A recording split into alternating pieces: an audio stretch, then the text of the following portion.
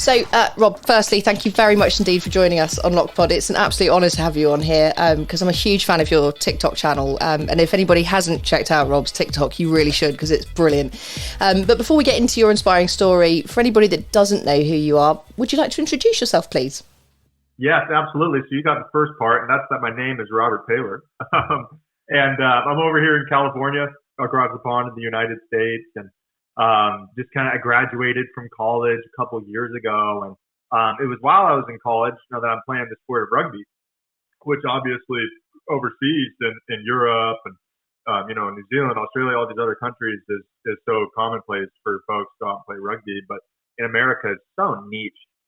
But I was having the time of my life. I was living out my dream, and then a very catastrophic thing happened to me while I was competing that we're obviously going to do a deep dive on today. But it's become the purpose of my life to share this story and share the tools that have helped me to overcome this challenge, and that's what I'm excited to do here today. Incredible. So I guess the next question is, tell me what happened in 2017. Yes. So the day was May 6th of 2017, and it was the day of the Collegiate Rugby National Championship in America. I'm competing for the Cal men's rugby team, which, just to give you some context of the success of Cal men's rugby team, like I said, obviously rugby is a niche sport in America. But at Cal, there was a really strong culture behind it. It was the first varsity sport at Cal. And by the way, Cal is kind of just over on the coast in Berkeley, right next to San Francisco, Oakland, those big major cities there in the Bay Area of California. And I think the program was started in 1882, if I'm not mistaken, which I know by English standards isn't super old, but for us, it's a big deal. So, Quite, yeah. So it's it's a history program, a lot of success. On that day, we were fighting for our 31st national championship, and that's with the tournament only being around for about 45 years. So we were the most dominant sports program at any level, any gender, competing in America. And by my sophomore year, I had earned my starting spot, playing number 5, the lock. I'm playing like a pretty gritty game. I started playing rugby when I was 16, which of course for international standards is very late to start playing rugby. But for America, I kind of had a little bit of an edge. I sort of started when other people start, sort of in high school, early on in high school, and I fell in love with this sport. So much of my purpose was around being a rugby player. So much of my worth, my accomplishments were around being a good rugby player. I wanted to be an All-American and maybe one day represent the United States or play internationally. Those were my dreams. And while I certainly wasn't there yet, I was on the path and I was committed. It was my goals, my aspirations. And it was on this day, very early on May 6th, 2017, going back to this game, we kicked the ball off, a couple of tackles, they commit a penalty, and we kick it into touch. So we're about 7 meters out at this point, going for our line out, and it's an obvious mauling situation for us. We were lethal in the maul that year, and we're playing this other team, Arkansas State, who hasn't been to the national stage as much as we have. We had done a lot of film study on them. We knew we were a formidable team, and we knew that if we simply played our game, this was going to be an easy win. And I'm sure they knew that they had to give everything they had and be in the outlier to be able to take us down. And but I think we all knew that this thing was getting mauled in to the try zone. So I'm the front lifter. I pin my lift. The jumper gets the ball. We bring him down. I make my bind. And, I get some contact from the side immediately, which obviously not supposed to do. You're supposed to be coming Absolutely. in the front. Yep. Yeah, player immediately comes in from the side. And we start rolling forward. Now this player, as he makes his bind, his left arm, because he came in from my left, if you can kind of envision this. So his head is kind of below, like kind of into my chest area coming from the left. And with his left arm, he binds me around my neck. And it's pinning my chin to my chest. Now, it was actually that exact year that World Rugby put the guidelines together that you can't even touch the head or neck without. I remember, yeah. A yellow card. Yeah, it was that year. So there was a lot of referees, blowing the whistle, not playing any advantage, and throwing out yellow cards. And if there was any sort of intent or maliciousness or a bad outcome, automatic red. But the ref's not calling anything. And this player, so he has his left arm around my neck. He puts his right arm to hook my leg. Another penalty, kind of a cheeky one. Happens a lot, but not something you're supposed to do. Two more players enter in from the side. We're still rolling forward at this point. Yep. We're beating them, and I'm continuing to push too. This is my job. This is the national championship. Of course. I want to score early. This is about a minute 30 into the game. So another player comes in very low on me. He loses his footing and chops me down by my legs. So the mall starts collapsing. And this player who initially came in from the side, the first one with that bind around my neck, yep, he really starts bringing it down. You can see the pictures and the video footage where, you can see the muscles in his arms are straining. He's coming down with this thing. So I just start falling, thinking this is another routine collapsing of a mall. It happens in almost 50% of all malls. It's quite routine. I'm trying to get good head position, but I can't. And I remember I just kind of closed my eyes for impact, and I grit my teeth, and then I just felt this god-awful crunch in my neck, and then it was just like, poof. I couldn't feel anything. I couldn't move anything. It's like 1 minute I was living out my dream, playing in the national championship. I closed my eyes, I opened them, and I was in my worst nightmare, and there was no escaping, and my thoughts started to run wild. I immediately knew that I had broken my neck. Did you really? Straight away, you knew. You knew from the sound and how you felt. That was it. Yeah. Growing up, playing a lot of contact sports, I played American football and rugby, and I had broken plenty of bones, before this. So I know what that sensation was like when you break a bone in competition. And then I'm just like the whole system being shut down.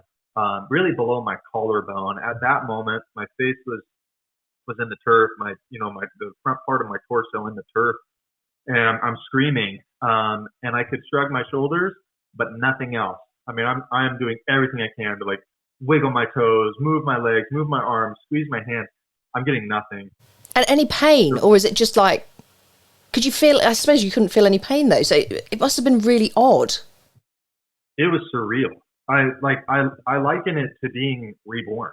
It was such a dramatic shift of my life. Sometimes I tell people, it might sound funny, it's hard to understand, but it's like closing my eyes right now, opening them, and I'm in China. I'm in a completely different life, a completely different place. In this situation, it was something a little more natural. But still, this body that I had my whole life, this body that had served me to help me fulfill my goals and my aspirations, it was completely, utterly broken. And I had seen those stories on my phone or, on TV before, where you hear the testimony where this happened to somebody and they kind of explain that sensation. Oh, it was pins and needles everywhere. I couldn't feel anything. I tried to move my body. I couldn't, and terror rushed over me. And it was the same exact thing for me. I remember even when they turned my body from my chest being on the ground to putting my back on the stretcher, I couldn't even feel them turning my body. They would grab my leg and move it. It's like they were moving somebody else's leg. There was no connection. So weird. Completely disconnected. I'm a man of faith, and I am reaching out to God. I'm pouring out my heart and soul in prayer. My family coming up behind me, and nobody could say, kind of the cliche lines like, "Oh, everything's going to be okay." They knew it was serious. Yeah, this wasn't okay. This wasn't going to be okay. This wasn't something where I would go to the hospital, and that it was just a stinger, system would wake up. It wasn't good, but I was holding out hope for that, because when I would ask the training staff and paramedics who helped me get to the hospital, they'd kind of give me the rundown of what we're going to do when we go to the hospital, the medical imaging and whatnot, the tests. And they're like, "Do you have any questions?" I'm like, "Am I going to walk again?" And they just look away and say, "I don't know." Gosh. So I eventually make it to the hospital. We do a whole series of medical imaging, X-rays, CT scans, MRIs, doing tactile stuff, rubber, squeeze my hand. wiggle your toes, stuff like that. And after all that, the doctor comes back and got a bad look on his face and very flat out, he just said, "You will never walk again. You will never move your hands. You'll be lucky if you can pick up a piece of pizza and bring it to your face." That's what you need to be focused on. Like, don't focus on going back and playing rugby. Don't be focused on like getting out and walking right now. Like, you need to be focused on hopefully being able to like feed yourself. Keep in mind, in your mind, Rob. I mean, obviously, you've talked about how you felt physically at that time, but yeah, psychologically and mentally, what was going through your mind? I was doing everything I could to suppress that terror and stay very focused. So for the Cal rugby team, we have this glossary of terms that we use to define common things that you might have multiple definitions for. And one of those words was mental toughness, which we described as the ability to focus on the next most important thing. So in the sense of rugby, that's like when, a ball comes your way, you knock it on, other team gets it, and you're just kind of like, you're lost in that moment, you're frustrated, you're angry. And if you stay focused on that moment, another player comes up, you miss a tackle, you drop another ball, then you're being mentally weak. You need to be able to push those things down. It's done, it's happened, we'll study it in film tomorrow. But right now, I need to focus on the next most important thing, which is, pushing in this scrum or whatever it is. That's in the rugby sense. And in the life sense, for me, in dealing with this injury, I couldn't let my thoughts start to run wild of, holy crap, I'm 20 years old with my whole life ahead of me. I might spend it not being able to move anything ever again. That's no going to school. That's not having a family, having a career. It seems very bleak for me. Catastrophic, yeah. Yeah, absolutely life-changing. And now this doctor's telling me that it's not going to get any better. But I had to suppress that because after that diagnosis, he recommended surgery to me, spinal fusion surgery. The incision was done right there on my neck. A lot of important real estate right here. Absolutely, you've got main arteries going down there. Right, and also just the nervous system, the spinal cord, so fragile. But we were dealing with like fractions of millimeters here to be able to successfully complete these surgeries. And he recommends a spinal fusion to me. He says that, it's like casting a broken bone, and it will allow for regeneration of this region and also stopping it from getting worse. But it's a potentially life-threatening surgery because of all those reasons I listed. And I had 30 minutes to make the decision if I wanted to go into the surgery or not. 30 minutes? That's all? Yeah, that's it. Gosh. Yep. Yeah, research shows that if you have your surgery within the first 8 hours of your injury, right, it dramatically increases your chances of recovery. Okay. And that was the amount of time I had to make the decision, get the operating room prepped and ready to go, and then undergo what is probably, I would assume, like 4 to 6 hour surgery. So the first thing I did was call my religious advisor because I wanted prayer, and actually I wanted a priest to come out to give me the sacrament of anointing the sick. That way, if I died, I went to heaven. Sure. And this is how serious it was. And he said he would do that. Before he hung up the phone, he gave me this piece of advice, and it's really carried me, and it gave me power in such a powerless situation. And he said, Robert, throughout this journey, there's going to be a lot of things that you just can't control. But the one thing you have control over is your mindset. So your positivity, your ambition, your willingness to wake up every day and fight this, that's up to you. And this injury can't take that away from you. And, I couldn't control my body. I couldn't control what these doctors told me. I couldn't control any of that. But I could control the decision to keep moving forward and the decision to be positive. And when I say being positive, I don't mean like controlling our mood, okay, controlling whether we're happy or sad, because I don't think we have control over that all the time. Maybe we can influence it, but we can't just flip a switch and we got a smile on our face or a frown. But regardless of how we're feeling or regardless of what we're going through, we can keep moving forward. And that gave me so much peace. And it made me feel so empowered, right, that I would go into the surgery without fear, knowing that I made the decision that's going to give me the best outcome with the information that I have. And, from there, and we went into the surgery, but then I had to battle pneumonia. when I couldn't cough. Oh, I Rob. couldn't swallow anything. So they put a tube up my nose and down to my stomach. That's what fed me for a month. I lost 60 pounds in that first month of my injury. Mm-mm. Death was sitting with me in that room, waiting for me to quit. And throughout all those moments, my body might have been broken, but my mind was not, and my spirit was not. And I was giving everything that I had to beat this with the goal that I set that day of one day walking again, or at least giving it all that I have. So that if Absolutely. one day I don't walk again, I'll look back and I'll have no regrets. And how are your family at this point? I mean, your family and friends must have just been beside themselves with worry, because it sounds like, I mean, you're a young man, you know, you're very focused, but it sounds like you're, you know, thankfully you've got a very strong mind and good sports psychology, and you've got religion, and you've obviously got a great, you know, support network around you. But how on earth are your family feeling now? You can go back and have that conversation with them at the time. What was it like for them? It was probably the hardest thing for me to deal with was interacting with my family. And easily the saddest moment I've endured throughout this entire injury was that first moment that I saw my parents when I was on the field and they came over behind me. My dad was to my right side and he grabbed my hand, and I couldn't feel him grabbing my hand. My mom behind me. And all I could do was just say, I love you more than anything in the world. I love you more than anything in the world. You know, through my tears and everything, I always tried to be strong for them.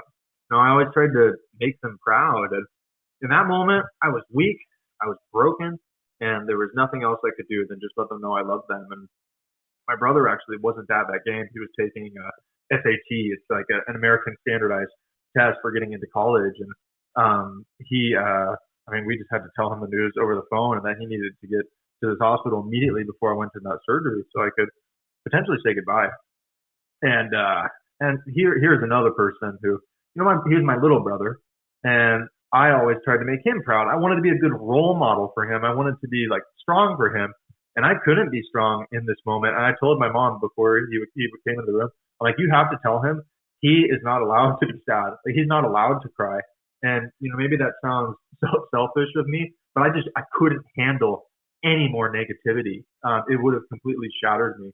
So you know, while I was in tears and while I was muttering words for him, I mean, he might have dabbed a tear or two, but he was maybe one of the strongest people on that day because before that surgery, I also, you know, I called my religious advisor, but then after that, I FaceTimed my closest friends, and I had him hold the phone right in front of me, and I told him what happened, the prognosis, the surgery, and that I loved them too. And throughout all of it, you know, I mean, he just stood there strong. He held that phone. He typed out the messages I wanted to type out to my loved ones. I mean, they stood up for me. They caught me when I fell down, and they continued to do that. My mom slept on a chair by my bedside for 4 months. I mean, 4 months she slept in a chair. Incredible. To just help me.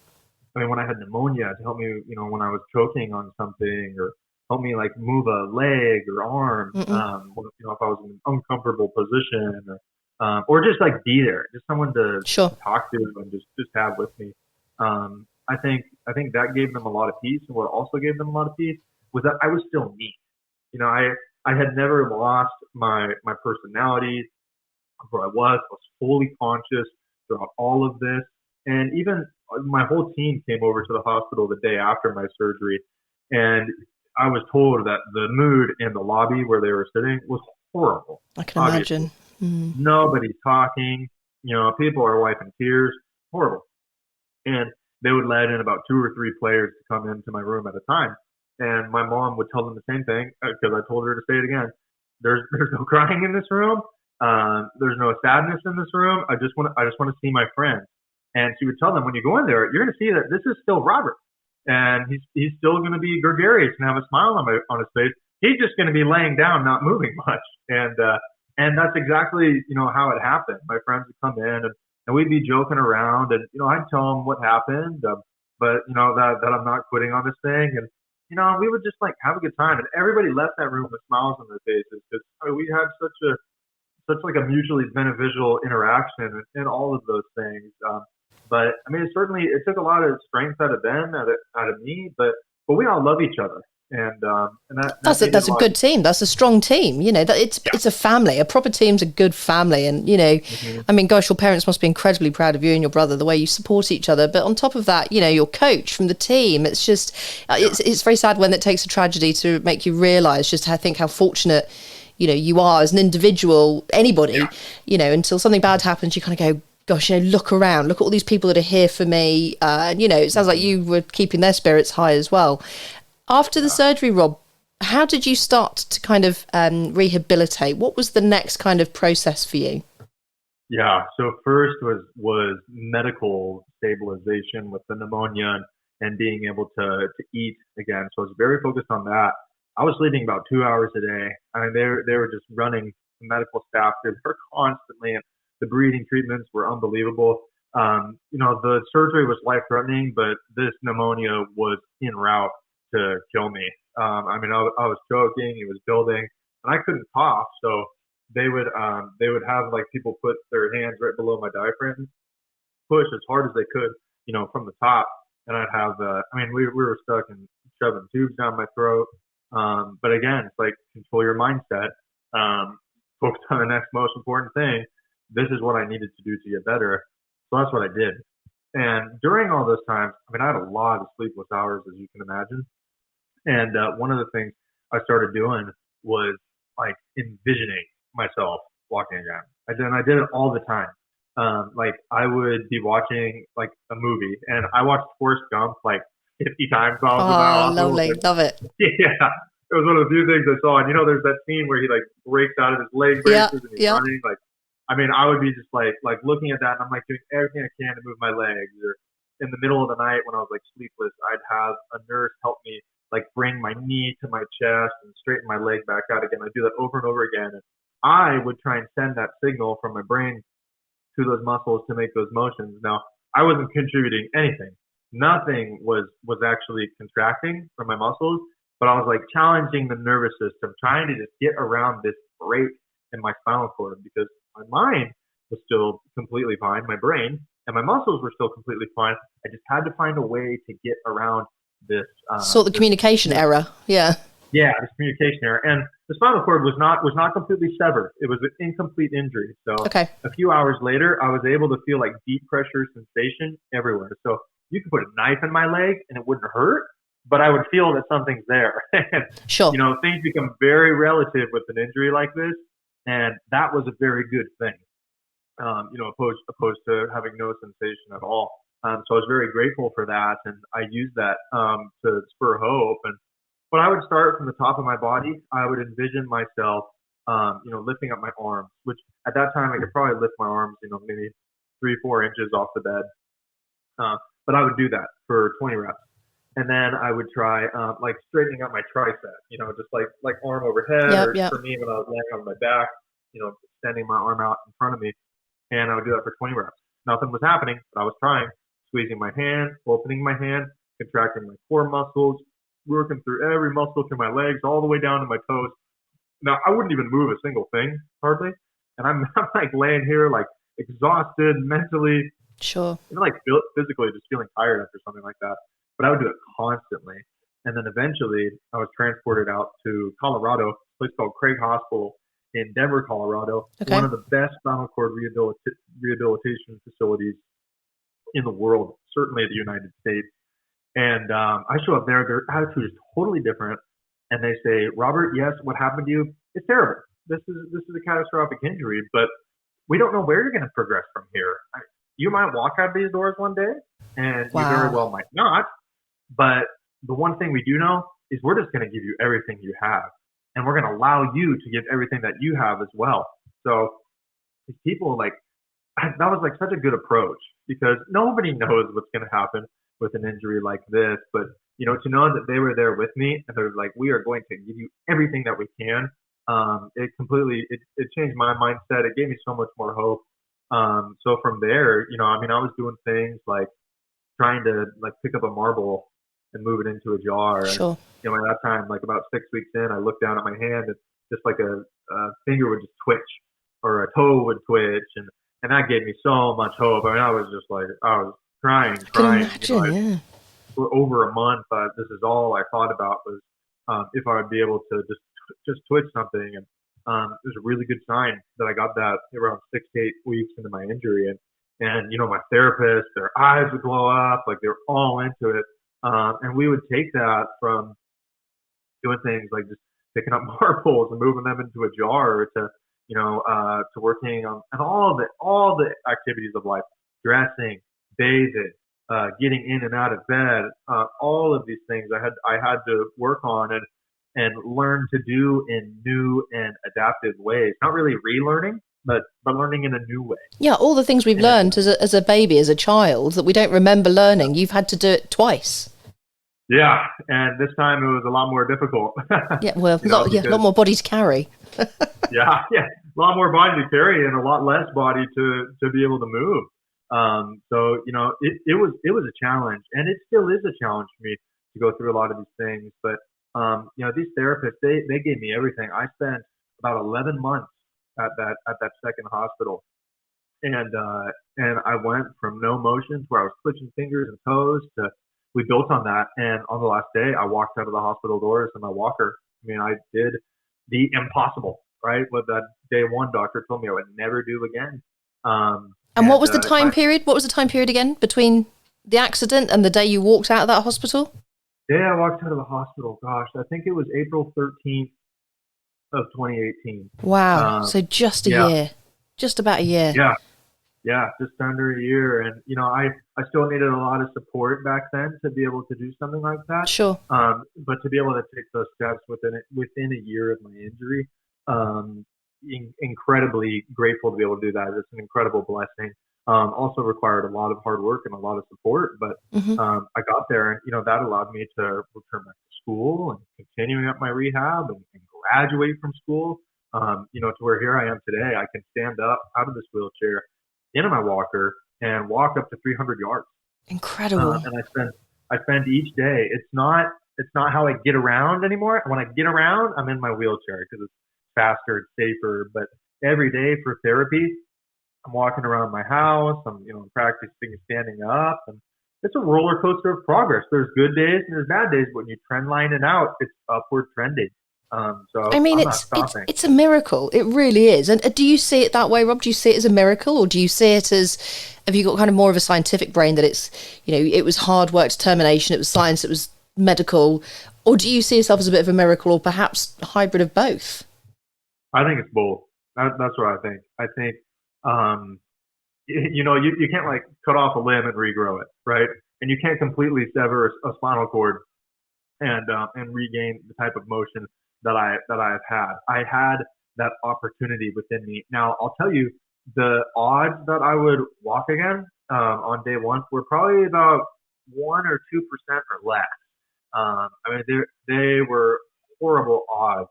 So to be in that little 1 to 2% window, I had to give my effort, in the 1 to 2%. I had to have perfect effort, at least in my mind, and how I approach this. So that's where the miracle comes in, is that I did experience this regeneration and my nerves being able to reconnect. But I had to work along with that process as well. And that was, gosh, I think I'm on day 1669 now of since May 6th of 2017, and every single one of these days I've been very intentional about putting in rehabilitation, taking good quality rest days as well, and just helping my mental diet and things like that. But I post on Instagram like daily stories of my rehab. I love doing that, and I think it helps like get that message across that like this isn't just a miracle, and it's not just about the good days. It's about waking up every day and answering the bell. Sure. Just doing something.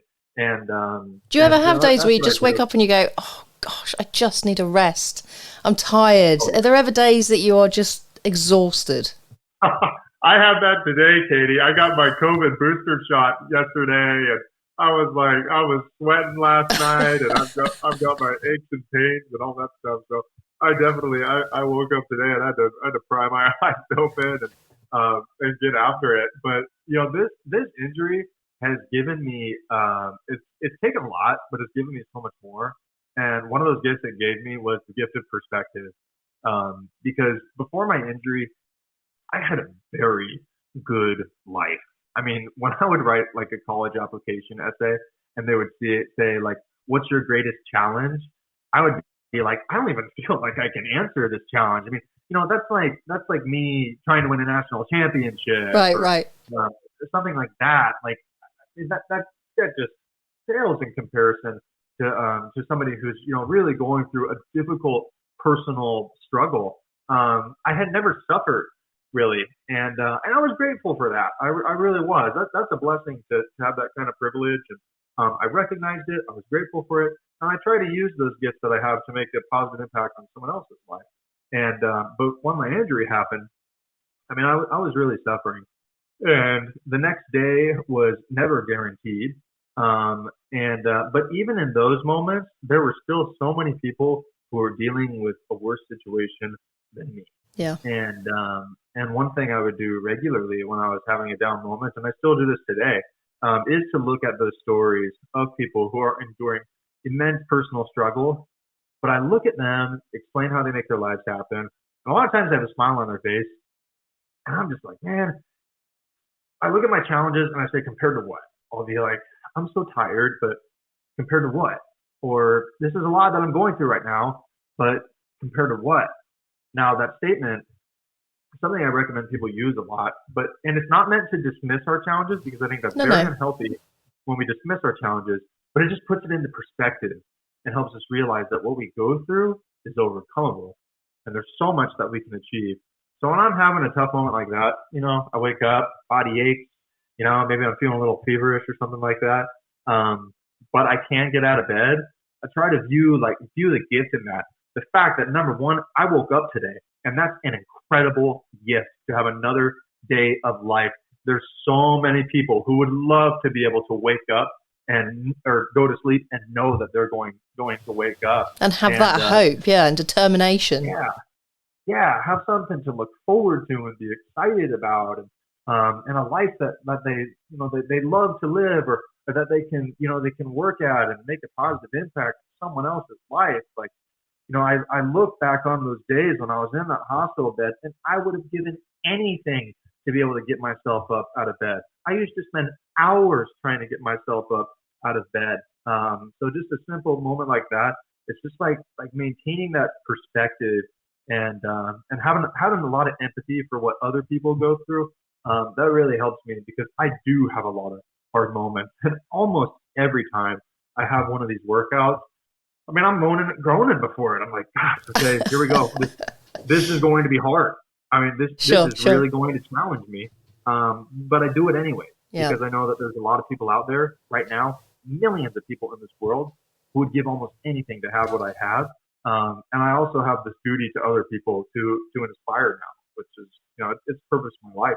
It's incredible. You do so much. I've been researching you a little bit, stalking a little bit online over the last couple of weeks since you very kindly agreed to join me on this. And, the public speaking that you do, it's incredibly inspirational. But, how important is that to you as not just part of your recovery, but it sounds like, and I don't wish to sound like an old woman, but for such a young man to have such a mature head, and the positivity, as I've said several times, it's breathtaking. It really is breathtaking. How important is the kind of sharing of your story? How is that kind of impacting your therapy, I guess?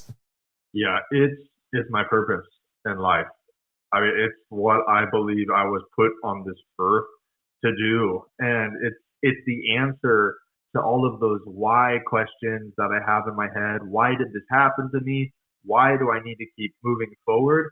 It's to inspire other people. When this injury happened to me, I lost my purpose. I could no longer play rugby and interact with my friends like that, and those goals and those aspirations, they were gone forever. They were never coming back, and that left a void within me, and it made me feel like I lost a large part of who I was, and I needed purpose in my life. And when I was like 3 days into my injury, my best friend's mom started a GoFundMe campaign for my rehabilitation. I'm sure you can imagine breaking your neck is is not a financially sound decision. No, and make, especially not in America.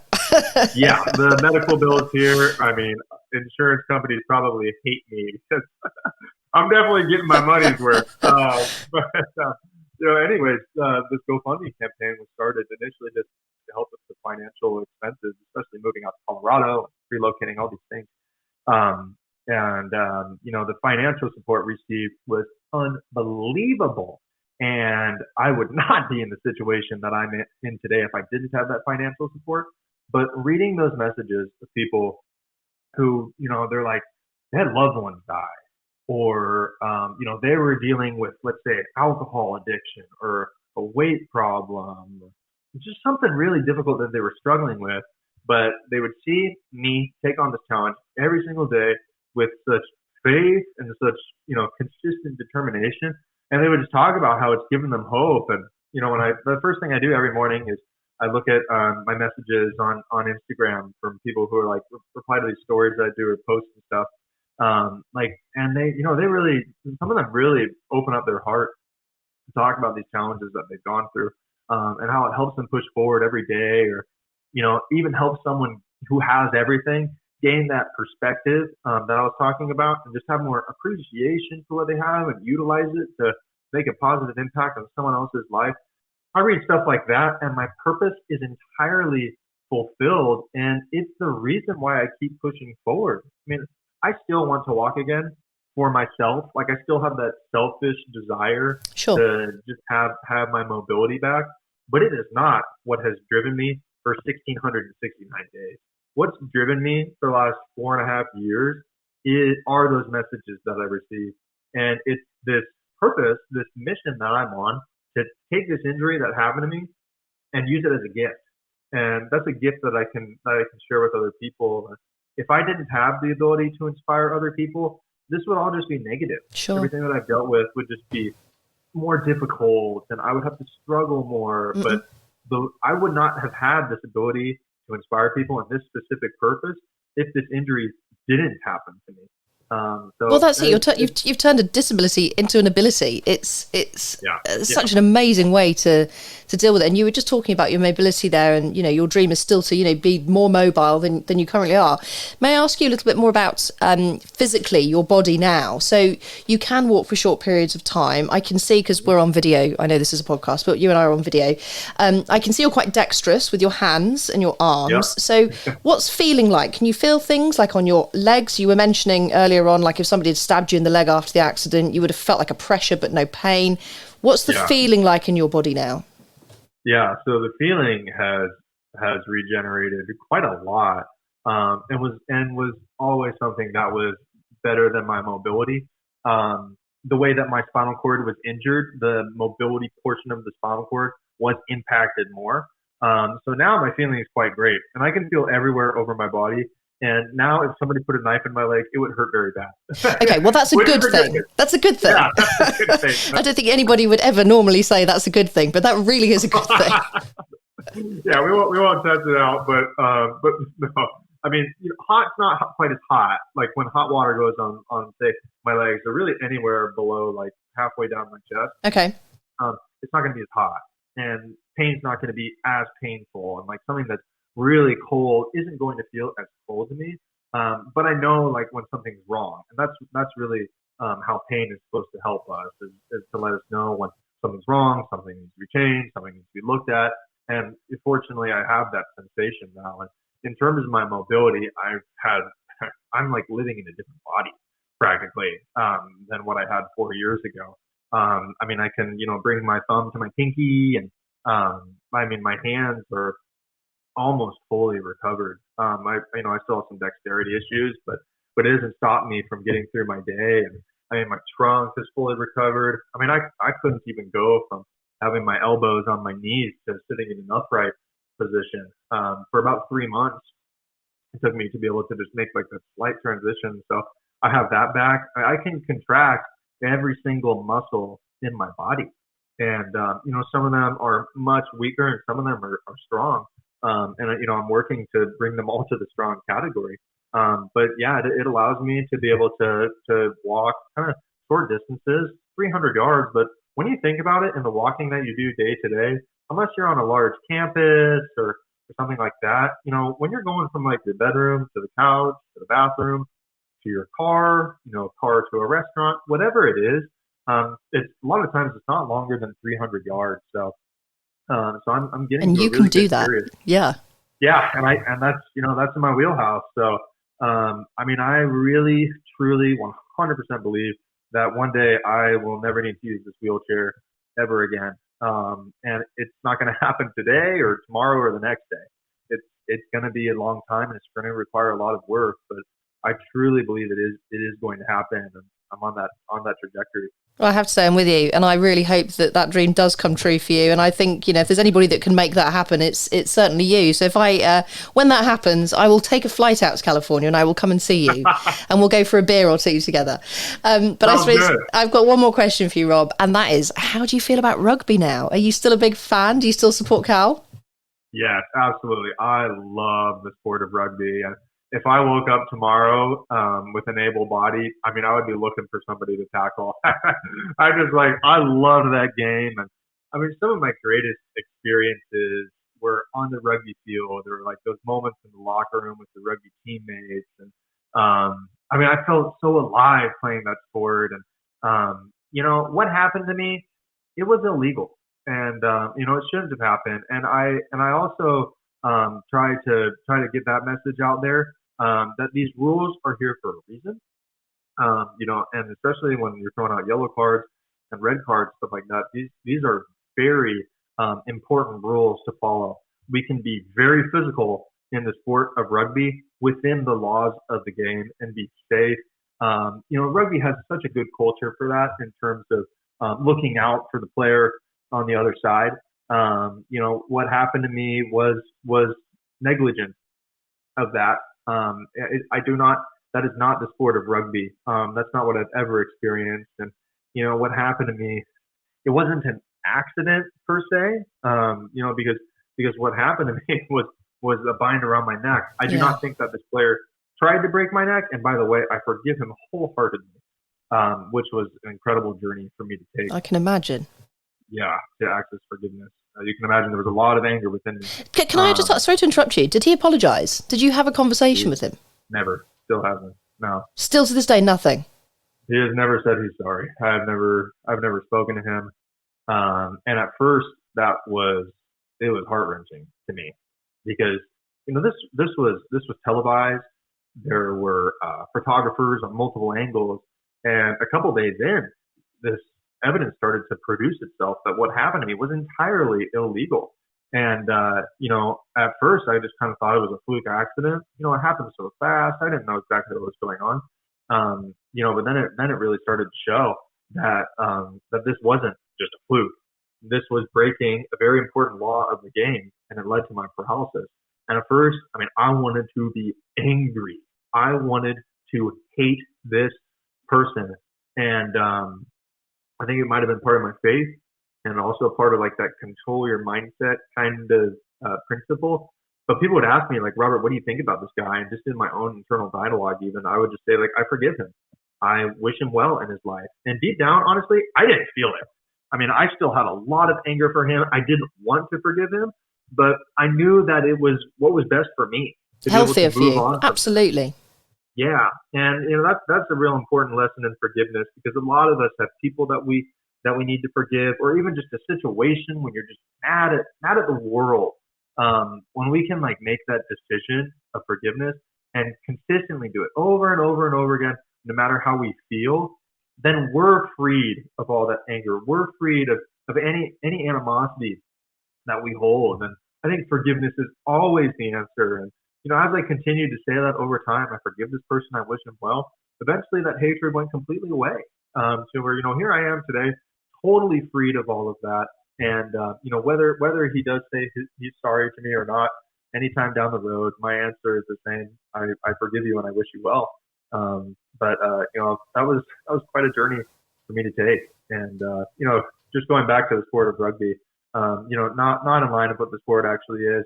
The most supportive community I think I've seen throughout my injury is the rugby community. And I got, jerseys of like the New Zealand All Blacks, like hanging up in my room. And, all the way from like that to like just little tiny rugby clubs in America or, overseas Sure. as well. This community has just been so gracious to me, and it means a lot for me to be able to give back to that community and promote the sport because it taught me invaluable life lessons and gave me lifelong relationships that I would never trade away. I bet. Well, if you ever come to the UK, come down to the Southwest and I'll take you to see my team, the Exeter Chiefs. Have to give them a plug. Or we can go out to Twickenham in London. But we're big rugby fans down here. So check out the Exeter Chiefs because they're brilliant.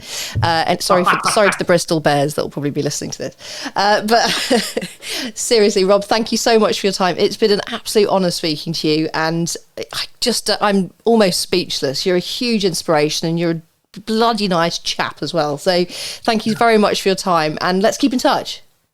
Absolutely, and thank you so much. So this absolutely made my day. All those COVID vaccine symptoms are just like completely vanished. I got a permanent smile on my face. So thank you so much.